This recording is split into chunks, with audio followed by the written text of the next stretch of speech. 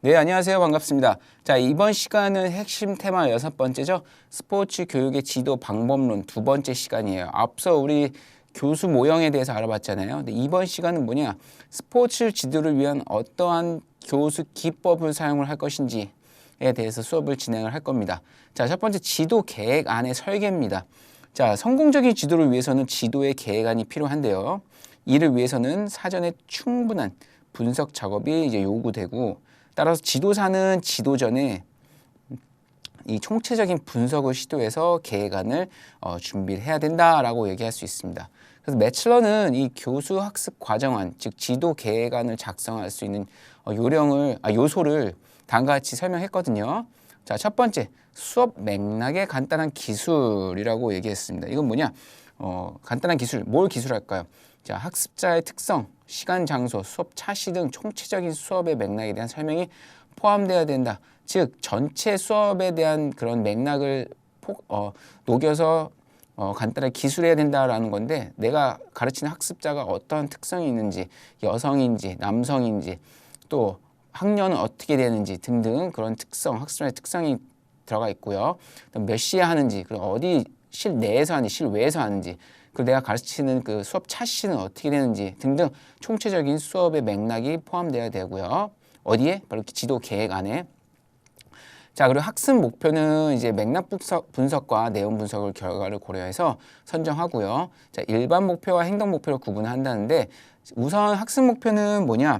바로 이제 하나의 수업에 1개에서 3개 정도의 목표를 구체적으로 제시해야 돼요. 1개에서 3개 정도. 그래서 이거를 이제 일반 목표와 행동 목표로 구분하는데, 일반 목표는 뭐야? 이 학습의 포괄적인 그냥 영역, 이 학습이 궁극적으로 하려고 하는 목표. 예를 들면 이번 학습에 가르치는 목표는 축구의 인사이드 패스에 대해서 가르치는 게 목표다라고 하면, 이 행동 목표는 뭐예요? 그 인사이드 패스에 대해서 가르치기 위해서는 단 한 번에 이루어질 수 있는 게 아니잖아요. 여러 가지 행동들이 있잖아요. 요구되는 거. 네, 그런 거 하나하나로 성취해야 되는 특정 운동 수행 기준을 그러니까 좀 더 세부적인 거죠. 일반 목표는 좀 포괄적이라면 행동 목표는 좀 더 세부적으로 들어가서 목표를 성취하는 것을, 목표를 구성하는 것을 얘기하는 거죠. 자, 점퍼 위에 잠깐 보시면, 자, 메이거가 제시한 학습 목표 설정 요소로는, 자, 운동 수행에 필요한 상황과 조건이 들어가 있어야 되고요. 그다음 성취해야 하는 행동, 기능, 지식 등, 그다음 설정된 운동 수행 기준이 포함되어야 된다라고 얘기를 하고 있습니다. 한 번씩 읽어보시면 쉽게 이해되시는 부분이고, 이번 파트는 뭐 여러 번 읽으시면서 이해하시면서 넘어가시면 좋습니다. 자, 시간과 공간의 배정. 자, 시간은 언제 배정, 어떻게 할 것인지. 네? 뭐 차시가 앞서 말씀드린 차시가 어떻게 되고, 그리고 내가 나한테 소요된 시간은 어느 정도고, 그렇게 소요된 시간이 만약에 40분이다. 그럼 40초에서 어떻게 배분을 할 것인지, 어떻게 배정할 것인지, 언제 시작하고 언제 종료할 것인지, 그러한 내용이 들어가야 되고요. 공간 배정은 내가 수업을 진행할 수 있는 그런 환경에 대해서 간단하게 알 수 있도록 뭐 적어놔야 되고, 그 다음 학습 활동 목록은 무엇이냐? 바로 학습자 수행 과제 순서로 학습 활동 목록을 작성하는 거예요. 좀 계열성을 가지고 이렇게 쭉쭉쭉 적어 나가는 걸 얘기하는 거죠. 각각의 학습 목표에 맞춰서. 자, 과제 제시와 과제 구조는, 과제 제시는 말 그대로 학생에게 제시하기 위해서 활용할 수 있는 전략이죠. 과제는. 구조는 자, 뭐예요? 그 과제를 제시하기 위해서는 과제를 구조해야겠죠. 그 학생의 참여를 염두에 두고 학습 활동을 설계하는 방식을 얘기하는 거예요. 그래서 이 과제의 내용은 어떻게 구조하고 어떻게 제시할 것인가를 반드시 포함해야 하는 계획 안에 그 내용이 들어가 있어야겠죠. 자, 그 다음은 이제 평가예요. 평가의 시기나 평가의 관리, 절차상의 사항을 제시하겠죠. 즉, 평가 시기와 관리, 절차상의 고려 사항이 계획 안에 들어가 있어야 되고, 마지막에 학습 정리 및 종료는 학습자가 수업 내용을 다시 한번 생각하도록 하는 것이 들어가야 된다. 녹여서 포함돼야 된다. 그냥 딱 마무리고, 자, 이번 수업이 여기서 끝이 아니고, 자, 이번 수업 우리가 뭐에 대해서 배웠어요. 여러분 그거 기억나시죠? 그게 뭐죠? 하면서 다시 한 번 더 복습하면서 재확인하는 과정이 들어가야 된다 라는 거죠. 그래서 그 오늘 수업의 핵심 단어를 다시 한 번 더 기억할 수 있도록 해주는 게 필요하다라고 얘기할 수 있습니다. 자, 지도 내용 전달입니다. 링크는 지도 내용의 발달적 조직에 있어서 내용 발달 단계를 다음과 같이 네 가지로 구분을 했는데요. 처음에 시작이에요. 자, 시작은 뭐냐? 바로 이제 새로운 기술 학습을 위한 과제예요. 즉 전달이죠. 자, 교사가 학생에게 가장 먼저 제시하는 과제예요. 즉 학생에게 새로 가르칠 기능이나 전략을 얘기하는데, 자, 수업을 시작하기 위해 최초의 과제라고 얘기할 수 있어요. 예, 그래서 이걸 이제 과제를 전달한다. 예를 들면 교사의 시범을 본 후 학생은 5분 동안 공을 드리블한다 라고도 뭐 얘기할 수 있고요. 그러니까 새로운 기술 학습을 위한 과제를 전달하는 거죠. 예. 죄송해요. 제가 지금 예로 교사의 시범을 본 후 학생 5분 동안 공을 드리블을 한다 했는데, 즉 교사의 시범을 먼저 보는 거죠. 예. 예를 들면 요번에 우리가 할 게 드리블이라는 걸 연습하기 위해서 교사가 먼저 시범을 보여주는 거죠. 즉 그걸 보여주면서 이제 시작을 알리는 거죠. 예, 전달하는 거고, 그다음 확대는 뭐냐? 자, 이 전달받은 걸 바탕으로 해가지고 뭐 이제 직접 시작을 하는 거죠. 예를 들면 학생의 시범을 본 후에 뭐 5분 동안 공 드리블을 시작을 한다라고 볼 수 있는 거고, 혹은 이제 5분 동안 뭐 지그재그 드리블을 하고 뭐 하는 등등의 그런 과제를 시작을 하는 거죠. 즉 이 전달 과정에서 이제 확대 과제로 이제 시작이 되고요. 학습 환경을 간단한 과제에서 이제 복잡한 과제로 또는 쉬운 과제에서 어려운 과제로 발달시키는 것을 얘기하는 거예요. 확대는. 그래서 확대 과제를 조직하는 방법은 과제 간 발달과 과제 내 발달로 이제 분류하고 있습니다. 과제 간은 쉬운 기능에서 어려운 기능으로 발전하는 것을 얘기하는 거고요. 즉 예를 들면 뭐 축구의 인사이드 패스에서 그다음 뭐 축구의 뭐 아웃사이드 패스로, 예, 뭐 쉬운 기능에서 어려운 기능으로, 처음에는 뭐 정지되어 있는 공에서 다음은 움직이는 공을 찾는 거, 즉 쉬운 거에서 어려운 걸 발전한 거죠. 과제 내 발달은 같은 기능 내에서 단순한 내용에서 복잡한 내용으로, 뭐 여기 예를 들면 뭐 언더핸드 서브를 가까운 거리에서 연습한 후에 먼 거리에 서브를 하는 거, 혹은 축구를 패스할 때 가까운 거리에서 패스하다가 점차적으로 멀어지면서 멀리 패스하는 거. 그렇게 확대는 과제 간 발달과 과제 내 발달로 이제 분류할 수 있습니다. 자, 다음은 이제 세련이에요. 세련은 앞서 확대에서 뭔가 양적인 측면에 했다면 좀 더 그거를 이제 발달시켜서 질적인 측면에 초점을 두는 거예요. 즉 운동 수행의 질을 높이는 거죠. 만약 앞에서 확대해서 내가 패스에 대해서 배웠어. 근데 좀 더 완벽하지 않아. 그때 좀 그냥 연습했다면 세련은 그거를 학생 한 명이 좀 더 부족한 부분들 있죠. 예를 들면 이 친구가 패스를 하는데 정확하지가 않아. 자세히 보니까 디딤발이 공 옆에 이루어지지 않고 좀 멀어. 그러면 세련의 단계에서는 그걸 좀 더 정확히 짚어본 후에 이제 디딤발을 공 바로 옆에 들 수 있도록 하면서 질적인 수행을 발달시키는 거죠. 네. 그러면서 지도자는 학습자에게 유익한 피드백을 제공할 수 있다라고 할 수 있죠. 자, 그 다음은 적용이에요. 적용은 말 그대로 확대와 세련 수준에서 더 나아가는 걸 같이 그 두 개를 응용하는 것을 얘기하는 거거든요. 예. 그래서 이 응용이란 거는 뭐 전술된 운동 수행 기준에 따라서 수행 또는 반대 위치, 표준에서 수행 등등, 즉 이 확대와 세련을 접목시켜서 서로 녹여가지고 실제 상황에 적용하는 것을 얘기하는 거죠. 예. 그래서 확대와 세련 수준과 일치해야 되고요. 배운 기능을 즉 적용할 수 있는 과제여야 된다라고 얘기할 수 있겠습니다. 한 번씩 읽어보시면 어려운 내용 없습니다. 하지만 이 링크의 내용 발달 단계별로 해서 문제 나오기가 쉽거든요. 특히 실제 시험에서는 보기 문제가 나오고 이렇게 네모칸 해가지고 이러한 예를 막 넣어요. 사례들 이런 식으로. 그럼 이거에 대한 구분. 그럼 뭐 정답에서 뭐 확대, 기억은 확대, 니은은 뭐 세련. 이런 식으로 고른 문제들이 매년 이런 스타일로 문제가 출제되고 있습니다. 그래서 고르는 거 보기 문제 나와가지고. 그래서 뭐 다른 과목도 마찬가지겠지만 이제는 그냥 단순히 확대는 뭐냐, 시작은 뭐냐 라는 그런 문제도 나올 수 있어요. 좀 난이도가 낮게. 하지만 그 내용에 대해 확대 내용의 이런 세부적인 거, 예를 들면 예 같은 거, 뭐 교육 현장에서 어떻게 실제로 사용되고 있는 그런 예를 넣어가지고 그게 어떠한 데 설명이냐 해서 그 정답을 고르는 그런 문제들이 많이 출제되고 있습니다. 참고하셔야 되고요. 자, 기능 속성에는 폐쇄 기능과 개방 기능이 있어요. 폐쇄 기능은 쉽게 말하면 정적, 개방 기능은 동적이에요. 정적은 외부 환경의 변화를 받지 않는 거예요. 네, 환경 변화에 영향을 받지 않는 기능. 그리고 이제 동적은 환경 변화에 따라 기능 요구가 변하는 거. 그래서 뭐 예로는 양궁, 골프, 사격. 뭐 이렇게 보시면 양궁 외부 환경의 영향을 받지 않아 라고 생각할 수 있지만 그냥 학자가 이렇게 구분을 한 겁니다. 그래서 그렇게 알고 계시면 돼요. 그다음 골프, 사격 등등 이런 것들이 이제 폐쇄 기능이 되는 거고요. 즉 이게 왜 이렇게 구분하냐면 환경이라고 해서 뭐 바람이 불고 안 불고 그걸 얘기하는 게 아니고 뭔가 딱 고정되어 있는 거잖아요. 예, 양궁도 딱 정적인 거. 바로 서서 쏘는 거고 골프도 서서 정지되어 있는 공을 치는 거고 사격도 정지된 상태에서 슈링을 하는 거잖아요. 그렇죠? 반대로 개방 기능이라는 건 뭐야? 환경 변화. 즉 팀 스포츠라는 거는 무한하게 막 왔다 갔다 그런 변화가 빠르잖아요. 움직임도 많고 그 얘기예요. 그래서 뭐 바람이 부는 거 안 부는 거에 따라서 종목을 구분한 게 아니고요. 그런 환경이 아닙니다. 그래서 이건 정적, 동적 그렇게 구분하시면 돼요. 그래서 그거에 따라서 폐쇄 기능과 개방 기능이다. 자, 이 점프비에 보시면 체육 수업 활동 유형이 있어요. 유형. 예. 2024년도에 이제 출제가 됐는데 한번 보시면 자, 학습센터 스테이션 수업이라고 해서 학생들이 여러 명 이렇게 나눠가지고 각각 스테이션에 수행할 때 과제들이 있어요. 그럼 과제 1, 과제 2, 3, 4, 5. 그럼 학생들이 이렇게 여기 갔다가 그다음 여기 갔다가 여기 갔다가 돌아가면서 각각의 그런 스테이션에 맞게 학습하는 거를 이제 학습센터라고 얘기하는 거고요. 기능 연습은 한두 가지 기능 요소를 단순하고 통제된 상황에서 여러 번 반복하는 거예요. 그러니까 만약에 축구 패스에 대해서 한다.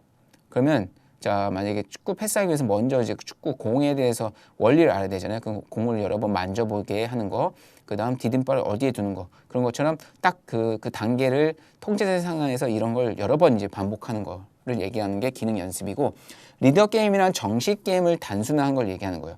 뭐 제가 기출에서도 설명해 드렸지만, 뭐 아이스 하키를 가지고 이제 드리블 연습을 할 때, 자, 스틱하고 퍽이라고 하죠. 하키에서는. 공을 퍽이라고 얘기를 하는데 그걸 드리블할 때 처음에 단순화시키는 거예요.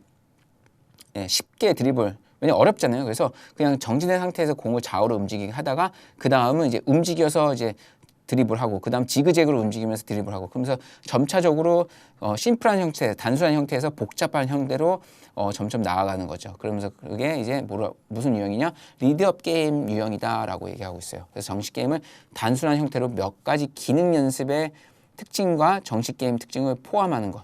네. 그런 식으로 하면서 나중에 게임을 할 수 있는 거죠. 네, 이러한 게임들이 어디에 반영이 돼? 다 정식 게임에서 필요한 것들이잖아요. 그렇죠?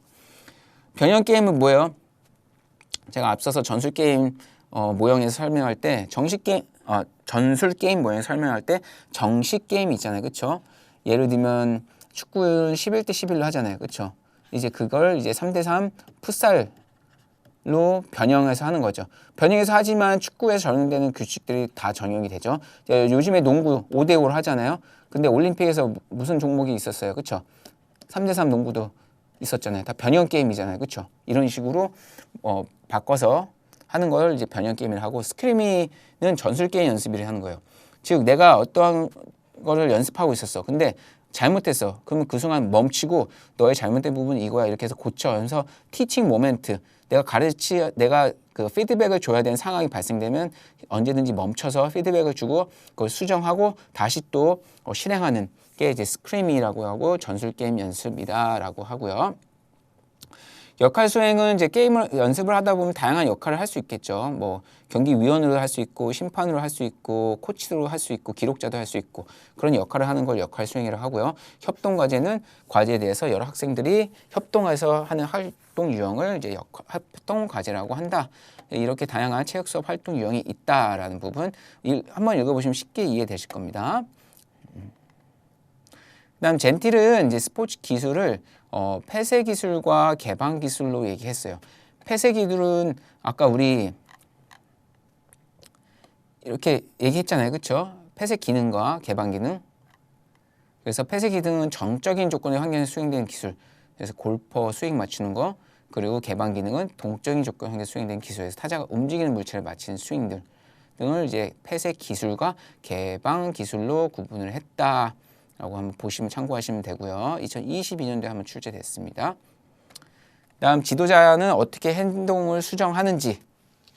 자, 거기는 이제 행동 계약은 말 그대로 수업 전에 학생들한테 자, 너희들이 이렇게 해서 시끄럽게 할 경우는 어떻게 해서 벌점을 줄 거야. 혹은 어떻게 해서 벌을 줄 거야. 등 혹은 잘했으면 이렇게 해서 상점을 줄 거야라고 그러니까 서로 약속을 하는 거예요. 규칙을 정하는 거죠. 그게 행동 계약이고요. 행동 공표는 자, 우리 이제 행동 계약 규칙을 정했지? 그럼 이제 공식적으로 우리 이제 수업을 시작하면 그게 딱 이제 시작을 할 거야 하면서 공표를 하는 거죠. 그러니까 공고, 게시를 하는 게 행동 공표고요. 그다음 프리맥 원리는 뭐예요? 보통 학생들은 이제 예를 들면 게임을 좋아하잖아요. 그렇죠? 근데 내가 오늘 수업에서 이걸 먼저 가르쳐야 돼요. 그럼 학생들한테 야, 너희 수업 빨리 잘 듣고 집중해서 이 수업 딱 하면은 빨리 너희가 좋아하는 축구 게임 할 수 있게 해줄게. 그러면 애들이 조용히 집중해서 수업 막 듣잖아요. 그렇죠? 그래서 그게 만약 무슨 원리냐? 프리맥 원리라고 얘기하고 있어요. 그래서 좋아하는 활동을 이용해서 좋아하지 않는 활동에 학습 동기를 부여하게 하는 거. 이걸 프리맥 원리라고 얘기하고 있고요. 자, 다음 토큰 시스템이에요. 그래서 뭐 잘할 때마다 점수 토큰을 주는 걸 얘기하는 거고, 타임아웃은 자, 학생이 너무 집중 안 하고 말 안 들어. 그러면 일시적으로 너 여기 나가 있어. 옆에 서 있어 하면서 수업에서 배제시키는 것을 얘기하고 있습니다. 이게 지도자의 행동 수정 기법으로 얘기한 5가지 기법이고요. 자, 그다음 학습자 행동 수정의 기본 전략 어떻게 해야 되냐? 자, 구체적으로 진술해야 되는 거예요. 애매모호하게 너 이렇게 시끄러워. 왜 그랬어? 그게 아니고 정확하게 왜 이 행동이 잘못된지에 대해서 구체적으로 얘기를 해줘야 되는 거야. 그 다음 행동 수정의 수반성을 신중히 해라. 그 얘기는 뭐냐? 내가 행동을 수정했을 때 어떤 긍정적 혹은 부정적인 일이 일어날 것인가를 와 같은 행동에 대해서 결과를 명시해 줘야 되는 거예요. 그 다음 한 번에 크게 변화시키는 게 아니고 어떻게? 조금씩 변화시키고요. 그 다음 단계별로. 그 다음 일관성을 유지해야 돼. 학기 초와 학기 중, 학기 후. 뭐 처음엔 떠들었는데 아무 말 안 했었는데 나중에는 막 떠들어도 뭘 해. 일관성이 없잖아요. 그렇죠? 학생들은 혼돈이 올 거란 말이에요. 그래서 항상 일관성을 유지해야 되고 학생들의 높이에서 출발하라. 즉, 이 시급한 문제에서 시작해서 점차적으로 그 폭을 넓혀가는 것을 얘기하고 있습니다. 이런 게 행동 수정의 기본 전략이다. 자, 다음은 과제 제시예요. 네, 과제를 어떻게 제시해야 되는지 그거에 대해서 묻는 얘기고요. 자, 학습자 주의 집중 기술. 어떻게 학습자를 주의 집중시킬지. 학습 방해 요인을 통제하는 거예요. 학습을 방해한 요인은 여러 가지가 있잖아요. 이 아래 내용을 보시면 상황별 주의 집중 전략. 예를 들면 소란하고 산만한 환경이 있고 다른 환경의 원인 몰두, 보고 듣는 능력의 결여, 혹은 뭐 야외에서 수업하는데 눈부신 경우, 다 이런 게 방해 요인이잖아요. 그러니까 이런 걸 통제해야 됩니다. 그다음 주의 집중 신호와 절차 확립 연습. 예를 들면 주의를 집중시킬 수 있는 애들이 막 어수선해. 그럴 경우는 뭐 박수 2번 하면서 박수 2번 시작 하면서 박수 2번 치던가, 아니면 애들이 막 떠들 때 한 번은 교사가 아무 말도 안 하고 그냥 가만히 있어. 그럼 애들은 갑자기 웅성웅성 대다가 슥 조용해져. 선생님이 왜 저러지? 하면서 다시 조용히 쳐다보지. 그러면서 주의를 집중시킬 수 있는 또 방법 중에 하나가 있고요. 혹은 애들이 막 떠들어. 그러면 교사 혼자 뭐 그냥 거길 떠나요. 그러면 놀래겠죠. 예? 그러면 애들이 더 떠들까요? 예? 뭐 상황에 따라 다르겠지만 애들이 놀라서 뭐 조용히 할 수도 있고, 다양한 집중을 할 수 있는 그런 신호를 만들면 좋다. 그다음 지도자 가까이에 모이게 설명하는 거. 자, 아무래도 학생들이 많고 분산돼 있으면 뒤에 학생들은 집중하지 않게 되죠. 그럴 경우는 자, 다 가까이 모이세요. 그러면 선생님 주변으로 쫙 모이죠. 그래서 주의 집중을 시킬 수 있고, 과제를 간략하게 제시. 과제를 제시하는 데 있어 너무 어수선하게 웅성웅성 너무 막 구두로만 막 언어적으로만 막 말해. 그럴 경우 학생들이 집중을 못 하겠죠. 그래서 핵심적인 것만 필요한 것만 딱 전략적으로 제시를 해줘야 학생들이 주의 집중을 할 수 있겠죠. 자, 다음 아래는 상황별 주의 집중 전략이에요. 한 번씩 쭉 읽어보시면 쉽게 이해되실 겁니다.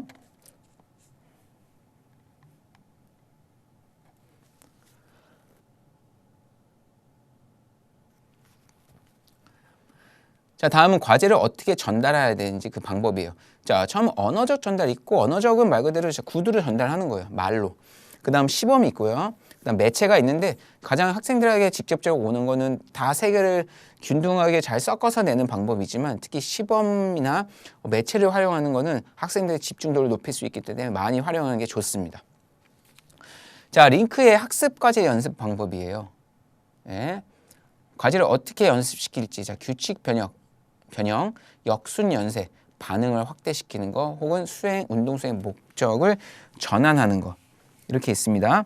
자, 먼저 규칙 변형은 뭐예요? 자, 경기 규칙의 변화를 통해 난이도를 조절하는 거. 예, 아까 말씀드리면 우리 변형 게임처럼 자, 정식 정규 게임 너무 커서 힘들잖아요. 그래서 조금 줄여가지고 뭐 3대3, 5대5로 변형시키는 거죠. 그러면서 그리고 규칙도 좀 심플하게 단순하게.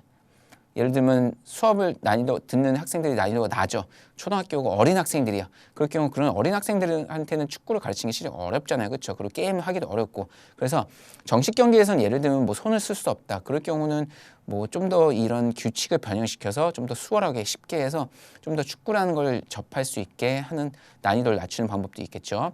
역순 연세는 자, 과제가 발생 순서를 반대로 하는 거예요. 반대로 가르치는 거. 네.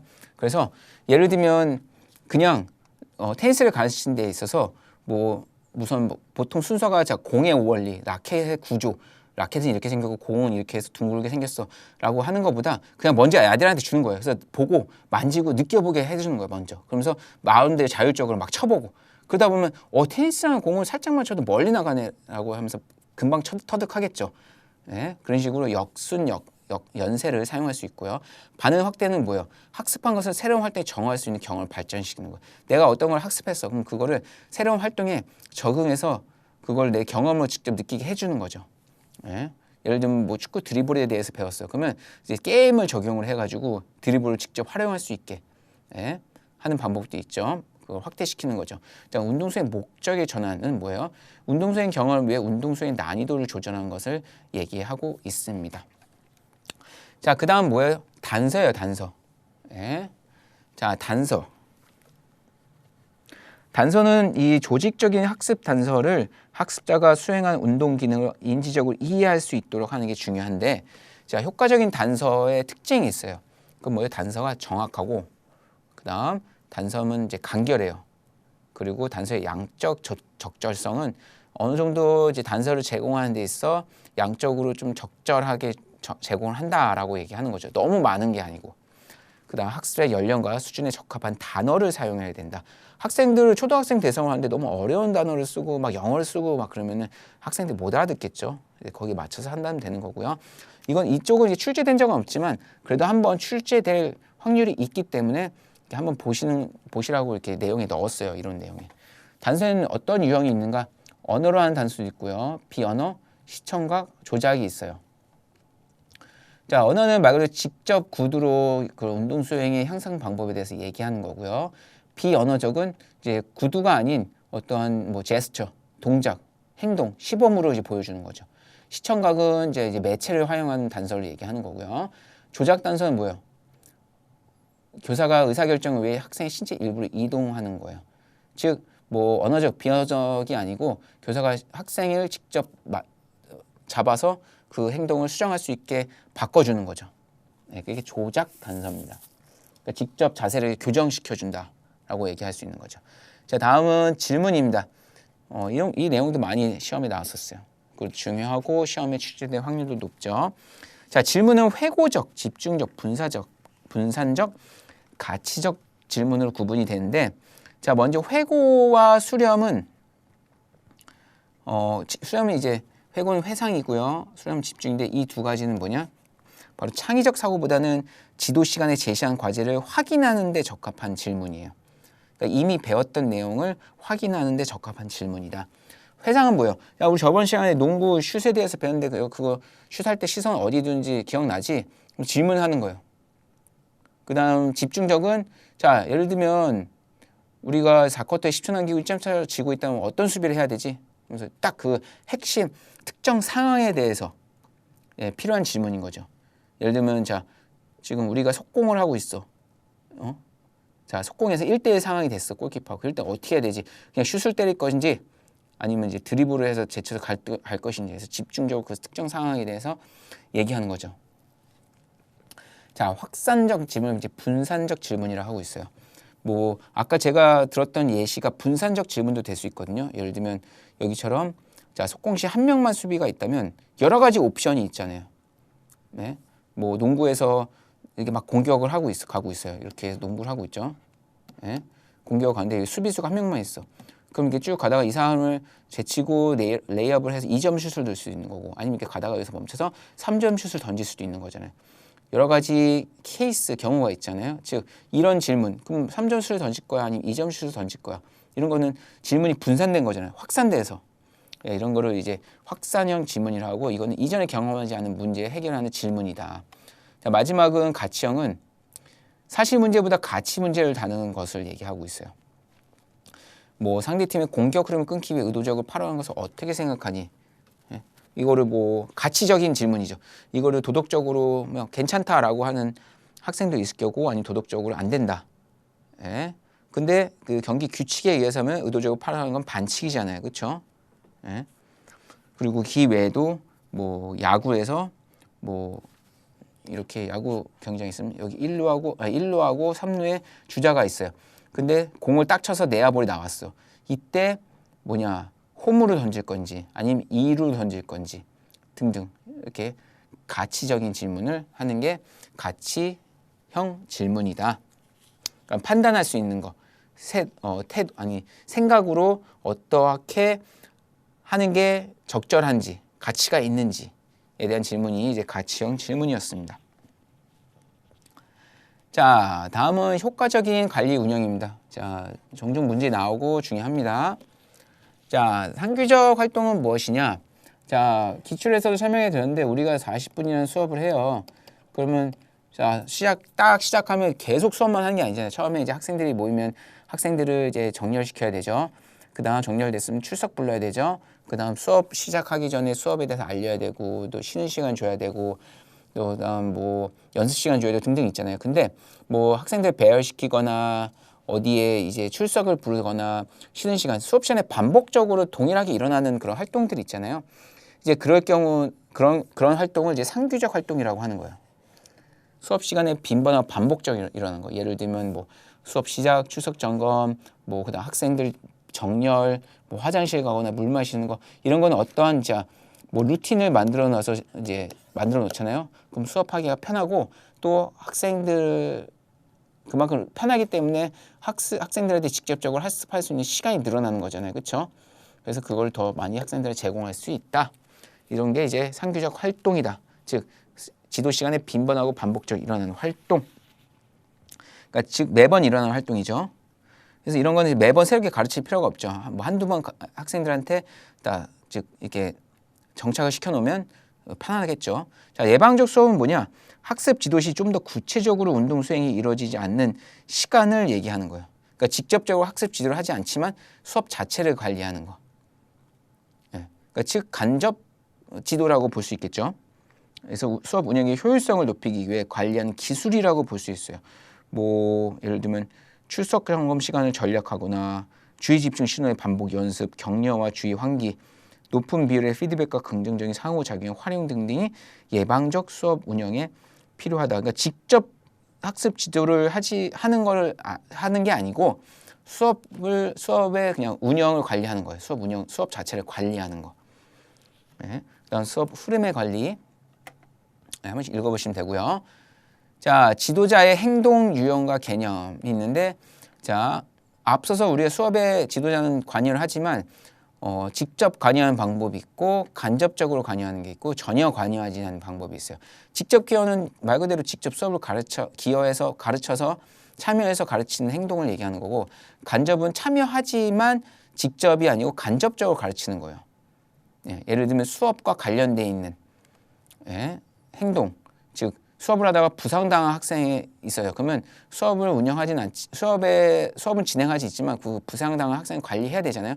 그럼 그 학생을 그 외에 이제 질문을 했을 때 그거에 대한 답변의 토론에 대해서 참여하는 거, 학습 활동에 직접 참여하면 경기 운영과 관련된 행동 등 이런 게 다 간접 기여 행동에 해당이 되고요. 그래서 학습에는 관련이 있지만 수업 내용 자체에 직접 참여하지 않는 행동을 얘기하는 거예요. 비기어는 전혀 수업에 관여하지 않는 거. 만약에 내가 수업을 하고 있는데 갑자기 어떤 외부 손님이 왔어. 그럼 수업을 진행하지 못하잖아요. 그럼 애들한테 야 잠시 쉬고 있어봐. 그러면서 나와서 외부 손님과 대화할 수도 있고 아니면 나 잠깐 손님 왔으니까 얘기하고 있을 테니까 뭐 과제 좀 하고 있어 라면서 하면서 뭐 얘기하는 거 혹은 뭐 소방 연습, 뭐 전달 방송 등등은 전혀 이제 비기여 행동에 해당이 된다라고 얘기할 수 있겠습니다. 자, 마지막은 이제 학습자 관리 기술인데요. 자, 학습자를 어떻게 관리하냐? 자, 학습자들이 적절한 행동을 많이 하게 하는 게 목적이죠, 당연히. 그다음 수업에 방해되거나 부적절한 행동을 하지 않도록 관리하는 기술이 필요하다. 그래서 올스테인과 레비는 파괴적 행동을 감소시키는데 효과적인 교수 행동을 다음과 같이 얘기했습니다. 즉 이게 뭐냐? 학생의 그런 행동을 감소시키는데 사용될 수 있는 교수 전략. 자, 신호 간섭은 뭐예요? 자, 학생이 막 시끄럽게 한다, 주의 집중 안 한다 그러면 눈을 마주치거나 아니면 손을 움직여. 아니면 이렇게 손으로 너를 그러니까 문제를 일으키는 학생을 손을 이렇게 가르치는 거죠. 그러면서 이 부지한 행동을 감소시키는 방법을 신호 간섭이라 하고요. 접근 통제는 뭐예요? 이렇게 방해 행동을 하는 학생에게 교사가 가까이 가는 거예요. 어떤 학생이 막 떠들어. 그러면 우리 교사 선생님이 가끔 이렇게 몰래 스매시 쭉 가까이 와서 그 학생 앞에 쓰잖아요. 그렇죠? 그럼 학생은 선생님 보고 놀래서 이렇게 조용히 하고, 그렇죠? 긴장 완화는 뭐예요? 예를 들면 집중 안 해. 그러면 중간중간 농담하는 거예요. 농담하거나 재밌는 얘기를 해서 학생들에게 집중할 수 있는 수업에 그런 방법도 있고, 상규적 행동의 지원. 아까 상규적 행동이 뭐라고 했죠? 수업 시간에 반복적으로 일어나는 활동이라고 얘기했죠. 뭐 스케줄이나 과제, 루틴 등 수업의 일상적인 행동을 활용하는 거. 예. 유혹적인 대상 제거. 학생이 집중하지 못하는 또는 환경적인 요인이 있단 말이에요. 예를 들면 어떤 장비들이 있거나 만약 축구를 가르치는데 축구공을 먼저 풀어놔. 그럼 학생들 오자마자 가만히 있는 게 아니라 축구공부터 막 만져. 그럼 수업이 진행이 안 되겠죠. 그래서 먼저 이러한 유혹적인 대상을 제거시켜 놓는 거예요. 그다음 학습자 제거는 그냥 수업에서 빼는 거죠. 타임아웃 같이. 네, 이런 방법들이 파괴적 행동을 감소시키는 데 효과적인 교수 행동 전략이다라고 얘기할 수 있겠습니다. 자, 다음은 학습 전이에요. 자, 학습 전이는 어떻게 일어나는지 그 유형에 대해서 볼 건데, 자, 전이라는 건 뭐예요? 앞에서 전에 학습한 내용이 다음에 학습에 필요한 부분을 연결된다는 거죠. 전달된다는 걸 얘기하는 거죠. 그렇죠? 그 다음에 수행해야 하는 운동이나 학습에 영향을 미치는 것을 얘기하는 거죠. 네. 자, 거기에는 정적 전이가 있어요. 네. 즉 수행 학습에 도움이 되는 게 정적이고 부적인 도움이 되지 않는 경우, 즉 방해를 일으키는 경우가 부적 전이가 될 수 있겠죠. 오히려 전에 배운 학습 내용이 지금 배운 학습 내용을 방해시키는 거. 네. 그런 게 부적 전이가 되는 거고요. 순행은 뭐예요? 순차적으로. 그러니까 이전의 과제 수행 경험이 나중에 수행하는 과제 학습에 영향을 주는 거. 즉 이전에 배운 내용이 지금 배우는 과제 내용에 아무 영향 없이 잘 순행적으로 이어지는 거를 이제 순행 전이라고 하고요. 역행은 뭐예요? 나중에 배운 과제 수행이 반대죠. 순행이 반대죠. 역행. 예? 나중에 배운 과제 수행이 전에 학습한 기능에 영향을 주는 경우를 얘기하고 있어요. 역행은. 그리고 중립은 선행 학습이 후행 학습에 전혀 미치지 않은 경우. 예. 조금 헷갈릴 수 있어요. 이 부적이랑 중립이랑. 부적은 선행 학습이 지금 배우는 후행 학습에 방해를 일으켜주는 거예요. 반대 중립은 전혀 영향을 미치지 않는 거. 그러니까 과제 간 전이와 과제 내 전이 있거든요. 과제 간에는 똑같은 과제 안에서 한 가지 기능이나 과제 학습이 다른 기능이나 과제로 전이되는 걸 얘기하는 거고요. 과제 내 정의는 한 가지 조건의 학습한 기능이 다른 조건으로 전이되는 경우를 얘기하는 거예요. 네. 그다음 대칭적 정의는 한쪽 팔과 다리로 연습한 것이 반대팔과 다리에 영향을 주는 것. 대칭적으로 이런 학습이 전달되는 걸 얘기하는 거죠. 네. 그래서 학습의 유형 2023년도에 한 번 출제됐었어요. 그래도 또 출제될 수 있기 때문에 한 번씩 참고하시면 도움이 되겠죠.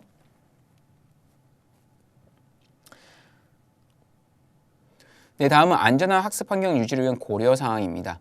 먼저 학습장에서의 규칙 및 공지예요. 자, 그래서 학습장에서 우리가 수업을 하다 보면 특히 운동이라는 거는 외부에서 많이 일어나잖아요. 또 막 뛰어다니게 되고 그럼 위험한 상황이 많이 존재하기 때문에 사전에 이제 위험 상황에 대해서 미리 공지를 해서 안전하게 학습을 할 수 있도록 안전 규칙을 만들어 놓으면 도움이 되겠죠. 규칙적은 뭐예요?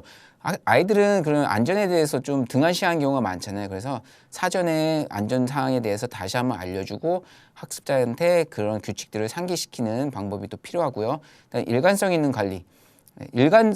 일관적으로 어떠한 행동을 했을 때 하지 말라는 법을 학기 초와 학기 중, 학기 마지막 그렇게 딱 일관되게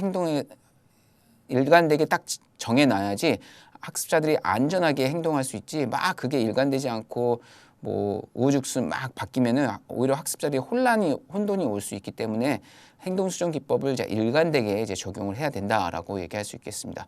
제가 마지막 동료 경고 체계로 서로 짝을 지어줘서 짝인을 짓거나 혹은 어떤 그룹 소집단을 만들어놔서 서로가 위험한 상황이 왔을 때 그걸 지켜줄 수 있게 서로 안전을 지켜볼 수 있도록 이렇게 파트너를 맺어주는 게 동료 경고 체계고요.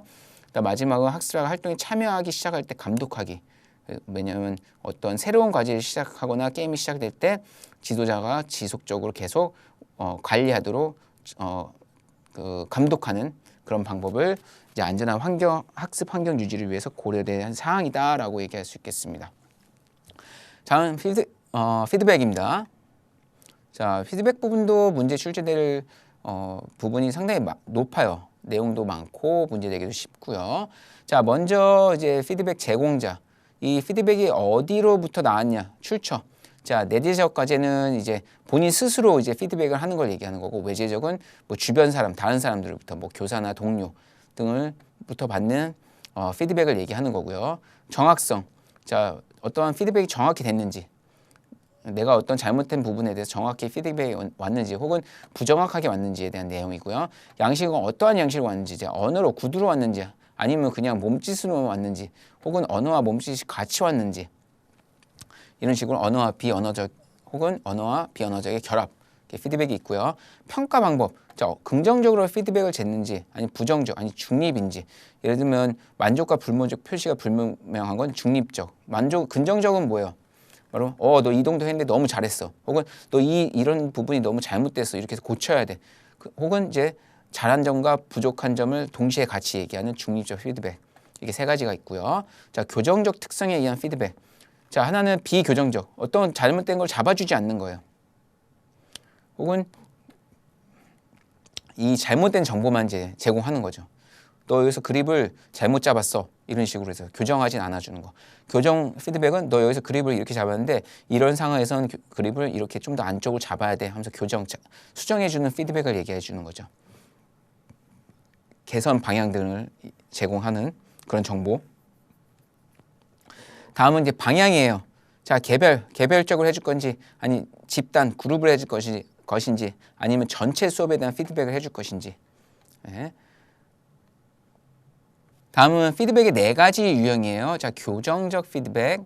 앞에서 했죠. 교정적 피드백은 말 그대로 직접적으로 이제 교정을 해주는 거예요. 잘못된 부분을 짚어가지고 이렇게 수정해라. 그걸 알려주는 피드백이고, 가치적 피드백은 뭐예요? 직접 잘못된 부분을 알려주는 게 아니고 뭐예요? 그 수용자가 그 피드백을 영향을 받는 사람일지라도 교사의 가치 체계에 기초해서 판단해가지고 그거를 표출할 수 있게 하는 피드백이 가치적 피드백이에요. 예.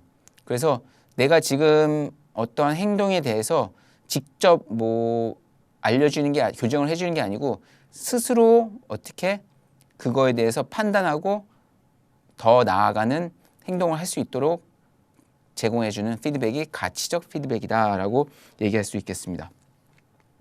자, 중립적 피드백은 앞에서 말씀드린 대로 뭐 만족도 아니고 불만족도 아니에요. 중립적인 피드백을 얘기하는 거고, 불분명한 피드백은 뭐 만족도 아니고 불만족도 아니야. 애매모호해. 이제 그런 거는 이제 불분명한 피드백이다라고 얘기할 수 있겠습니다. 얘가 있기 때문에 한 번씩 읽어보시면 이 해당 문제는 쉽게 이해하실 수 있고, 문제도 출제되면은 문제를 잘 읽어보시면 어떤 피드백인지 딱 쉽게 고르실 수 있는 문제들이 출제되고 있어요. 이렇게 보시면 되고요. 자, 다음은 또 중요한 부분이에요. 상당히 중요한 부분이고 내용이 또 너무 많습니다. 그래서 제가 핵심적으로만 딱딱 이제 설명해 드리도록 할게요. 자, 모스턴의 교수 스타일에 대한 내용이 나왔잖아요. 그렇죠? 자, 모스턴의 교수 스타일은 이 수업 활동은 연속되는 의사결정의 과정이다라고 얘기하고 있어요. 그래서 즉 교수 학습은 지도자와 학습자의 연속되는 의사결정의 과정이다라고 얘기하고 있고요. 이 교수 스타일의 구조는 과제 활동의 전, 그다음 중, 후로 이렇게 구분해 줄 수 있어요. 이거를 이제 수업 결정이라고 하거든요. 네. 그래서 교수와 학생 모두 교수 스타일의 구조 속에서 의사결정을 할 수 있다라고 얘기하고 있어요. 자, 교수 스타일 구조는 자, 모방과 창조 두 가지 기본 능력을 발휘해요. 이게 무슨 얘기냐? 자, 교수 스타일이 A부터 이게 K까지 있어요. 예, 이 A부터 K 이건 뭐냐? 자, 지시형 스타일은 스타일 A고요. 그 다음 B는 연습형 스타일, C는 상호학습형 스타일. 그걸 쭉 얘기하는 거예요. 근데 E까지는 뭐예요? 재생산 모방이라고 했잖아요. 그쵸? E까지는 그게 무슨 얘기냐? 이전에 했던 수업 내용을 다시 끌어내는 거예요. 그러니까 예를 들면 우리 저번 시간에 배웠던 내용 기억나니? 라고 물어보면 기억나는 애들 얘기할 거잖아요. 혹은 저번 시간에 축구 드리블에 대해서 했는데 기억나니? 재생산하는 거잖아요. 다시 또 생산하고 혹은 모방하는 거, 따라하는 거. 그래서 이 A부터 E까지의 교수 스타일은 기존의 지식을 재생산하는 강조하는 방식으로 이제 모방이라고 얘기하고 있어요. 근데 반대로 이제 F부터 K까지는 생산 창조라고 해가지고 뭐예요? 뭔가 가치적인 확산된 질문을 얻어내는 거예요. 그래서 이건 창조라고 얘기하고 있어요. 창조. 즉 새로운 지식을 생산하는 능력을 강조하는 수업 방식이라고 얘기하고 있어요. 네. 이 스타일은 그래서 자 먼저 이 A 스타일을 보면 지시형 스타일이에요. 지시형 스타일은 명령형이라고 쉽게 말씀드리면 우리 교육 모형이라 보면 직접 교수 모형이라고 보시면 돼요. 교사가 지시한 대로만 따라하는 거예요. 예. 그래서 수업에 전중후가 있다고 했죠. 수업의 전이 또 교사가 다 결정하고 중간에도 그렇고 후에도 그렇고 다 교사가 관여해서 하는 거를 얘기하고 있습니다. 여기서 말하는 T는 뭐라고 했죠? 제가 티처라고 했죠. 티처의 약자 교사. 그래서 교사는 과제활동의 전중후 모든 의사결정을 합니다. 그래서 학습자는 교사가 낸 결정에 다 따라하는 거예요. 그냥 명령형 스타일. 전형적인 우리 체육 스타일, 교수 스타일이라고 얘기할 수 있겠죠. 자, B는 연습형 스타일이에요. 그래서 그 피드백을 포함한 기억, 모방 과제를 학습자가 개별적으로 연습하는 거. 모형으로 비교하자면 개별화 모형이라고 얘기할 수 있겠죠. 개별화 지도 모형, 개별화 교수 모형, 그렇죠? 기억나시죠? 앞에서 우리 배웠죠. 그래서 이 교사는 모든 교과 내용과 이에 따른 세부 운영 절차를 결정. 자, 수업 전에 티처가 먼저 하죠. 그다음 피드백을 학습자에게 개별적으로 제공한다고 합니다. 그래서 중간에는 이제 중간에는 학습자가 하고요 스스로. 그 다음은 나중에는 이제 피드백을 제공할 때는 이제 교사가 주도적으로. 그래서 학습자는 9가지 특정 사항을 의사결정하는 거. 왜냐면 개별 연습하는 거잖아요, 그렇죠? 9가지 특정 의사결정은 뭐야? 9가지 바로 이걸 얘기하는 거예요. 이거를 이 수업 중간에는 뭐예요? 학생 스스로가 결정해서 연습하는 거예요. 그 후에는 교사로부터 그때 이제 중간에는 이 의사결정의 사항이 결정되면 교사로부터 학습자에게 이게 전이가 되고 마지막은 후에는 이제 교사가 그거에 맞춰서 이제 피드백을 제공하는 거죠. 그래서 이 결정을 전에는 선생, 그 다음 학생, 다시 선생님으로 이렇게 전이가 된다. 자, 교류 상호학습형 우리 2024년도에 나왔습니다. 그래서 이 교수 스타일에도 이 교류형 상호학습형 스타일이 좀 나올 수 있는 확률이 높고요. 상호학습형 스타일은 뭐냐? 동료 교수 모형이라고 얘기할 수 있어요. 그래서 이 학습자와 학습자들끼리 이렇게 서로 짝을 이루어서 한 번은 교사, 임시교사죠. 임시교사. 한 명은 이제 학습자 역할을 하고 이제 이거는 교사가 어떻게 할지 다 결정을 해서 주죠. 그럼 이거에 맞춰서 전달하면 학습하고 나중에 둘이 서로 임무를 바꾸는 거. 그럼 서로 평가해 주는 거. 서로 동료 교사 역할을 하는 거잖아요. 그래서 교사는 모든 교과 내용 및 기준을 정하고 세부 운영 절차와 관련 결정을 내리고요. 관찰자에게 피드백을 제공합니다. 이렇게 교사가 임시교사한테 피드백을 제공하면 교사는 그거에 맞춰서 학습자한테 전달하면 학습자에 맞춰서 이제 수업을 하죠. 다 끝나면 이제 그거에 대해서 평가해주고, 그다음 처음 연습이 끝나면 서로 역할을 교대하는 거. 뭐냐? 상호학습형 교수 스타일을 얘기하고 있습니다. 처음에는 모두 의사결정하기 때문에 선생님 주도고요. 그 다음은 과제가 전이된 후부터는 이제 중간이랑 후는 다 모두 뭐냐? 이제 학습자가 알아서 결정해서 진행을 한다. 그래서 동료 교수 모형이랑 좀 비슷한 유사한 스타일이다라고 얘기할 수 있습니다. 자, 자검식이라고 하죠. 스타일 D는 자, 교사는 이제 교과 내용, 평가 기준, 수업 운영 절차를 모두 결정해요. 그럼 학생은 과제를 독립적으로 수행하는 거예요. 교사가 마련한 평가 기준에 따라서 자신의 과제를 수행을 스스로 하는 거. 예. 그게 뭐냐? 작업형 스타일이라 하고요. 그래서 처음에 이것도 마찬가지로 위에 수업 전에는 교사가 결정해서 학생에 전달하죠. 중간이랑 후에는 다 이제 학습자가 스스로 하는 거. 예. TLL이라고 얘기할 수 있고요. 그래서 이 교사가 제공한 평가 기준이 제시된 과제 활동지를 보고 스스로 수행하며 평가 기준과 비교해서 점검을 하는 게 얘기할 수 있어요. 그래서 자기 점검형이라고 얘기하고 있습니다.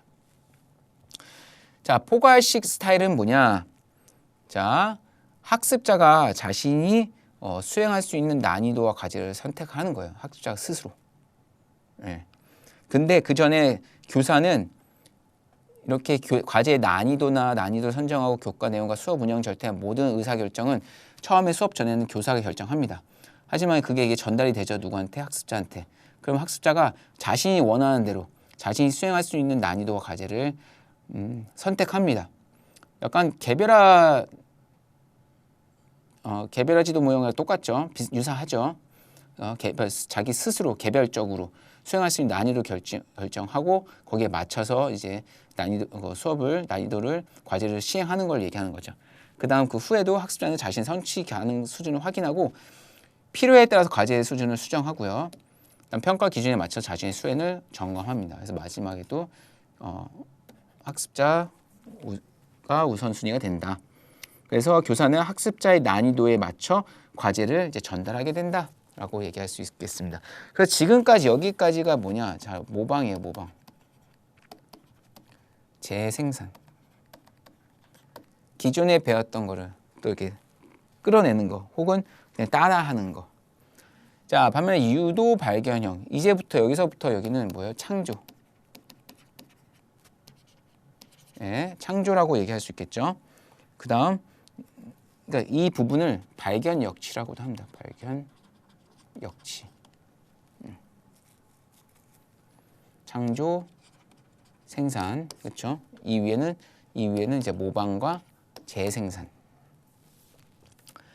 자, 유도 발견형 스타일. 자, 여기서도 또 나올 만한 중요한 부분. 유도, 수렴, 그다음 자, 확산.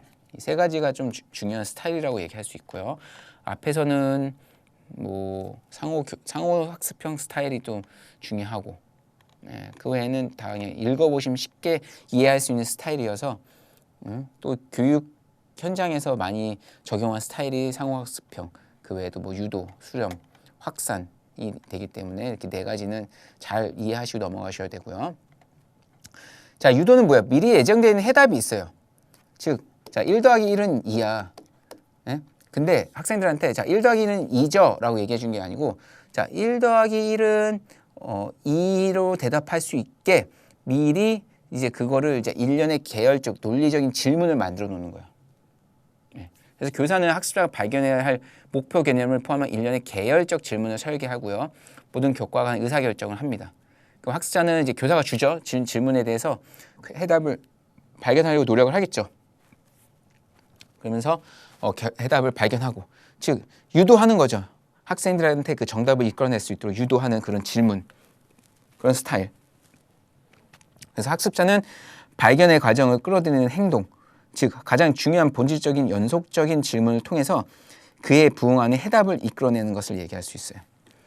그래서 처음에는 모든 계열적이고 논리적인 질문을 설계하기 때문에 선생님 주도하면, 그 다음은 이제 중간중간 계속 질문을 하잖아요. 그러면 선생님하고 학습자, TL, 마지막도 TL이라고 얘기할 수 있어요. 이런 단계로 수업 전중 후가 결정이 된다. 자, 수렴 발견은 뭐예요? 어떻게 결정되어 있는 반응을 수렴적 과정을 통해 발견하는 걸 얘기할 수 있어요. 이 두 개의 비교는, 자, 유도 발견형은 기대하는 반응을 유도하기 위해 미리 구성된 질문을 준비하지만, 자, 수렴은 학습자가 스스로 질문지를 만들어서 논리적으로 연결을 해가지고 궁극적으로 이제 그 해답을 발견하는 것을 얘기하는 거예요. 네. 그래서 처음에는 교사가 계열적이고 논리적인 질문을 만드는 건 똑같습니다. 유도 발견형 스타일하고. 근데 이 수업 중간에는 뭐냐? 이때는 학습자 혼자서 이제 그걸 가지고 막 생각을 해서 스스로 뭐냐? 뭐 추리력, 호기심, 논리적 사고를 동원해서 문제에 대해서 논리적으로 연결된 해답을 발견하는 거예요. 그 마지막은 어떻게 되냐? 이제 LT라고 얘기할 수 있겠죠. 그래서 다양한 해답을 이제 다양한 해답이 아니고요. 그래서 학습자가 논리적 사고를 통해서 스스로 창조하고 발견하는 걸 얘기할 수 있는 거죠. 즉 교사가 제시한 과제의 답을 찾아가는 과정에서 학생 스스로 질문을 하고요. 답을 찾아가는 과정이라고 얘기할 수 있습니다. 그래서 이 교사는 단일 질문을 계획하고요. 학습자 스스로 해답을 찾는 것으로 교사의 질문 이외에 스스로 만들어서 이제 구성을 하고 과제 후에는 교사와 상호작용을 통해 그걸 검토하게 됩니다. 그렇기 때문에 수련 발견은 마지막에도 이런 식으로 되겠습니다. 네. 자, 확산형은 무엇이냐? 쉽게 설명해 드리면 유도 발견형 플러스 수련 발견형이라고 얘기할 수 있어요. 그러니까 즉 이 두 가지를 넘어선 답변을 발견하는 거. 그러니까 더 확산된 더 확산된 발견을 얘기하는 거죠. 그래서 다양한 해답을 발견하는 거, 그 이상. 예를 들면 그냥 그런 질문을 하는 거죠. 그러니까 교사가 문제와 주제를 결정하고 학습자의 다양한 반응을 이제 수용을 하는 건데, 즉 뭐 교사가 이제 질문을 하겠죠. 그러니까 학습 전 이제 교사가 결정을 하고요. 질문을 줘요 학습자한테. 네? 그러면 이제 예를 들면 자 축구에는 어떠한 패스가 있을까? 라고 물어보면 축구에는 정말 다양한 패스가 있잖아요. 그러면 애들은 이제 막 그거에 대해서 생각을 했죠. 그 점차적으로 뭐 축구에는 이것도 있고 이것도 있고 점차적으로 그 생각들이 반응들 해답들이 넓혀질 거 아니에요. 확산될 거 아니에요. 예, 그러한 스타일의 방법이 이제 확산형, 확산 생산형, 생산식 스타일의 방법이다. 그래서 이것도 과제 전에는 이제 교사가 주도하고 중간에는 이제 학습자, 그다음 마지막엔 다시 또 이런 식으로 LT죠. 네. 이게 마지막 상호작용을 통해서 마지막에 그런 걸 또 검토하는 거. 확산 발견형이다. 자, 그 다음은 이제 자기 설계형, 자기 주도형, 자기 학습형. 다 이거는 어떻게 보면 쉽게 설명되면 독학이라고 보시면 돼요. 독학. 그러니까 자습. 예. 그런 차이가 있다. 즉 독학이라고 보시면 되고 자기 스스로 설계를 해서 만들어 나가는 스타일을 얘기할 수 있는 거예요. 학습자가 스스로 스스로 프로그램을 설계 개발해서 학습 프로그램을 조직해가지고요 나가는 것을 얘기하고 하지만 이 자기 설계형 스타일은 처음에 교사가 관여를 해요.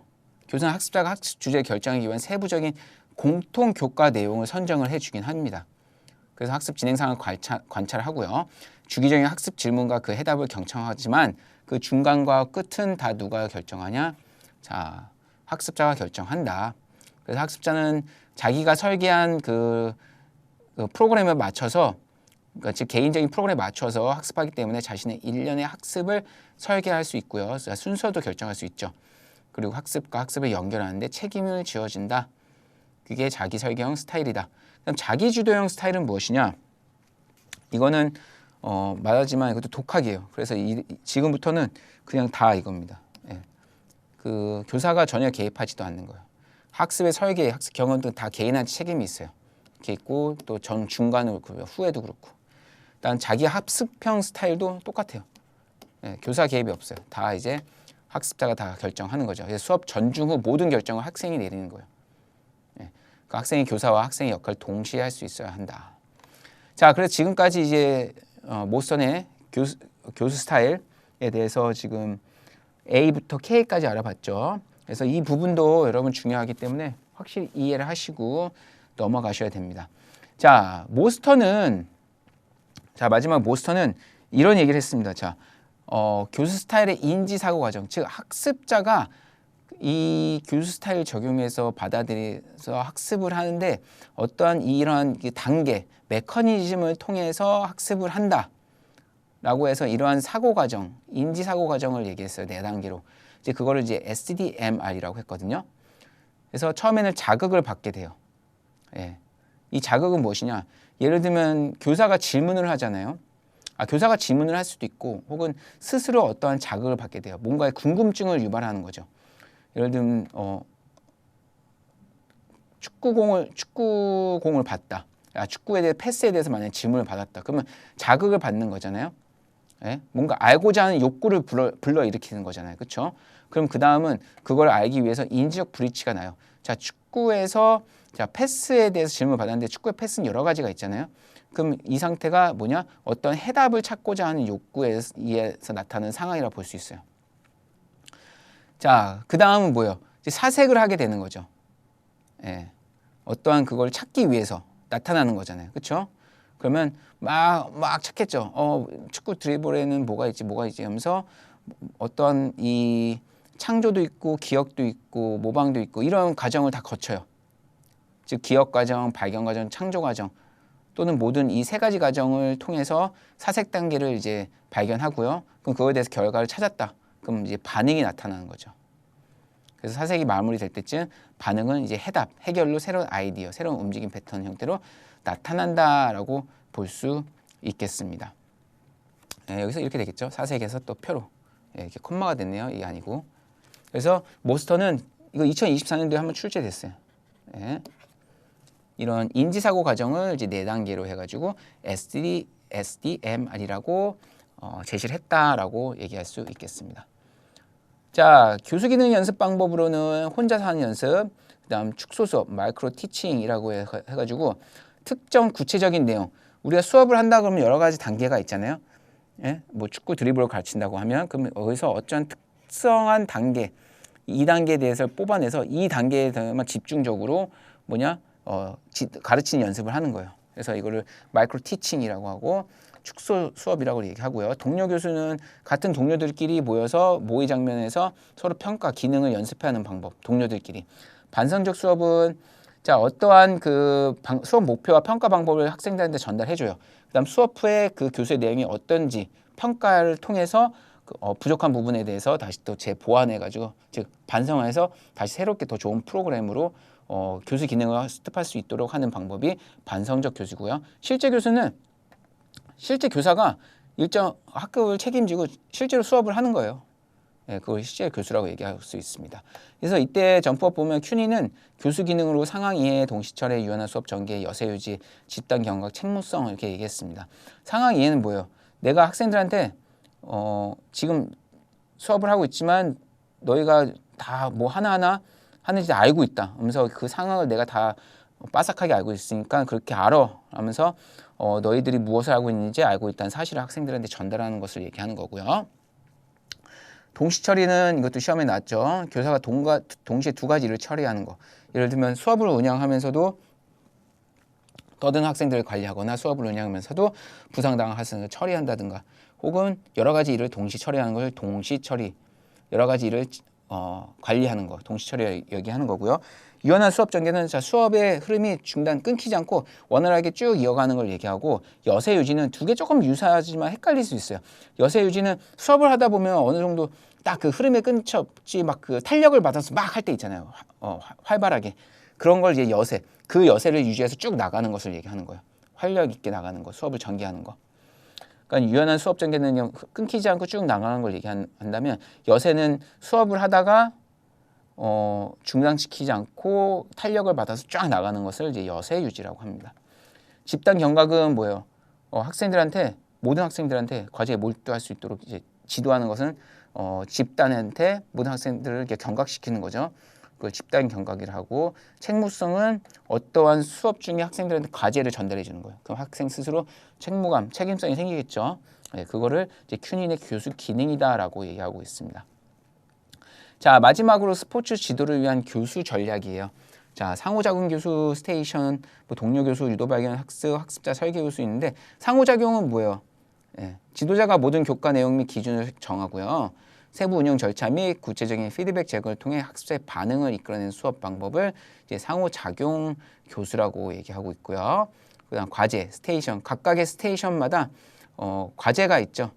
그러면 이제 뭐 여러 개, 한 개, 두 개 여러 가지를 동시에 진행하는 수업 방법을 얘기하는 거예요.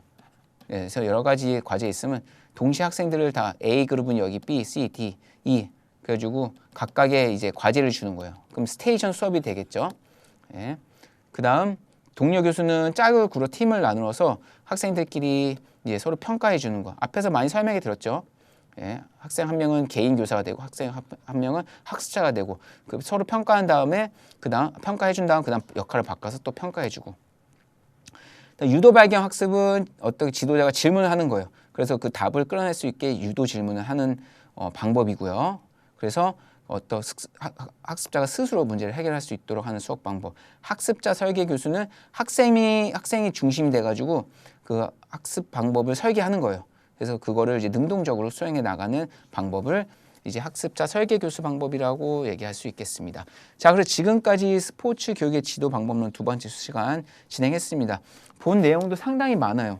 그리고 다시 말씀드리지만 중요한 부분도 많아서 그런데 읽다 보시면은 그게 어려운 부분은 없습니다. 그냥 이해만 하시고 이런 부분이 있구나라고 이제 여러 번 학습하시면서 이해하시는 게 가장 좋아요. 예, 그리고 그 상황에 대해서 한번 생각을 해보시고 조금 논리적으로 생각하시면 어렵지 않게 문제를 푸실 수 있으실 겁니다. 자, 지금까지 수업 들으시느라 고생 많으셨고요. 그럼 다음 강의에서 이제 마지막 파트 또 수업 진행하도록 하겠습니다. 자, 고생하셨습니다.